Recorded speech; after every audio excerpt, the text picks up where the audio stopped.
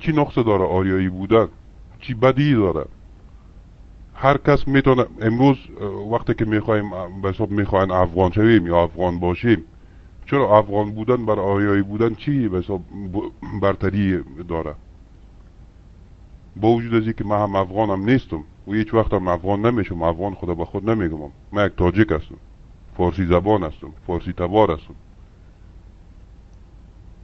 دیگه. کوشش کنه دوستای عزیز که به حساب اینقدر شما در مقابلتان تفلکای خورد نیست. خوب امروز وقتی که ما میگیم چرا به حساب به طرف قومی میگرویم، چرا نگرویم؟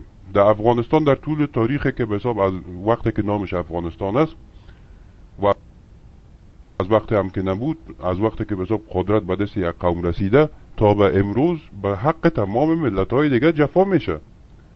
از یک طرف میگیم که افغان هستیم، از طرف دیگه به حساب کار در به گلون میگذاریم، مردم به حساب حلال میکنیم. ما به چه رقم، به کدام دل خوش ما به خود بگویم افغان هستم وقتی که ویدیوهایتون به تمام خودتون این ویدیوها رو نشر میکنی که در تمام دنیا مردم دیده میتونن، از او قساوت امو قلبیتون ببینین که خب چی میگه، همیشه مردم ارتجایی که هستن به سر خرد و بیچاره میزنن. وقتی که اونمو خبرنگار ایتالیایی را همراه با اجمل نقشبندی و همراه با امو راننده مسکین بیچاره گرفتن، اول کی را کشتن؟ اول امو راننده مسکین کشتن. خدا میدونه که بیچاره فامیلی چقدر یک آدم غریبی بوده، شاید هم محترم از خودش نبوده باشه، به کرایی گرفته باشه کار میکرد. خب چون زورتان به ایتالیایی نمیکشید میفهمیدی به حساب کار ده گذاشتی بروی گردن از او و هر روز حال به حساب چیز نشر میشه، خبرها نشر میشه، نشان داده میشه که مردم سر میبری دیگه. ما چرا بیایم به حساب به خودم بروی خود اینقدر به حساب کلیم من مار گزیده، با وجود از این که افغان نیستم ما بیایم به حساب به همین جنایت خود دست یکی شوم، ما بگویم که افغان هستم و چیزی را که به حساب خودت میکنیم ما هم به حساب دو جرم خود شریک شوم. نیستم، نمیخوایم باشم. مبارک باشه با خود شما، هر کی خود افغان میگه به مبارک باشه افغان بودنش، من کارش ندارم. ما در طول تاریخ در هر وقت که همراه شما جنگ کردیم مردانه جنگ کردیم، نامردانه جنگ نکردیم. حتی در امی کتابی که سمسور افغان نوشته کرده به نام سقاوی دوم میگه که ایال نادرخان در پیش حبیب الله کلکانی است و با قول حبیب الله کلکانی بر نادر اخطار روان میکنه که ما اگه سر کابل حمله کردی ما با ایال چی کار میکنم. مگر نادر با وجود از او هم حمله میکنه، همین رقم نوشته است و میای حکومت حبیب الله کلکانی رو سقوط میده، مگر یک نفر از ایال از او کدام به حساب تار موش به جای نشد.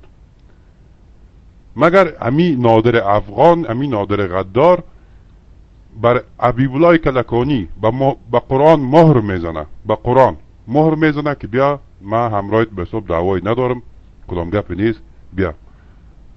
حمید برادرش برش میگه نرو که مردم به قرآن ایمان ندارن، میگه که اگر قرآن خداوند بر روی کو نازل میکرد کو هم به حساب ذره میشد. من خو یک آدم بیچاره و حقیر هستم، من دیگه من میرم، میخیزم میره.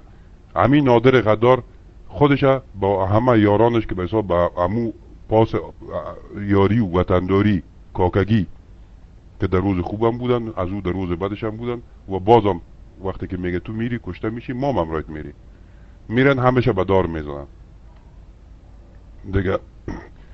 اینی را افغانیت میگن، اینی کاری که کرده افغان. ببینه افغان نجیب بود که 35,000 نفر به قدم خود کشت. افغان طالبتان بود، ما نکشتیم، ما میتونستیم نجیب بکشیم به خاطر که نجیب بر ما بسیار مشکلات ایجاد کرده بود. هر وقت هم هر چیزی که از دستش میرسید به حق ما میکرد، مگر ما نکشتیم نجیبه. شما آمدی نجیبه به دار کشال کرده و پیش از اینکه بکشینش اول زجر کش کردین باز کشتینش.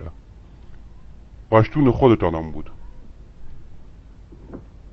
طالب افغان بود، ملاله جویا افغان است، یک خود فروخته، یک کسی که دیگه او هیچ نه آبرو داره نه عزت داره. هر کسی که به حساب به می رقم، اگه من میگم که اگه به حساب طالب باشی، اگه پشتون باشی، اگه هزاره باشی، ازبک باشی، وقتی که به خود احترام یک کسی نداشته باشه یک پارلمان یک ملت بر از اون میگه که ای به حساب از باغ وش بهتر است. دیگه پس خوب فکر کنی که ای چه رقم به حساب تمام فکر و عمل کرده از این مردم چه رقم است. یا کسایی هستند خود فروختن هستند و مردم در جایی که مردم است یا هیچ جای پای ندارن، مربوط به اون قدرت های خارجی هستند و می قدرت های خارجی هم به میتور آدم های خود فروخته ضرورت داره. افغان اینمی آدم احمق، اینمی انسان کثیف به نام جبار ثابت، این افغان است، من نیستم و افتخارم میکنم.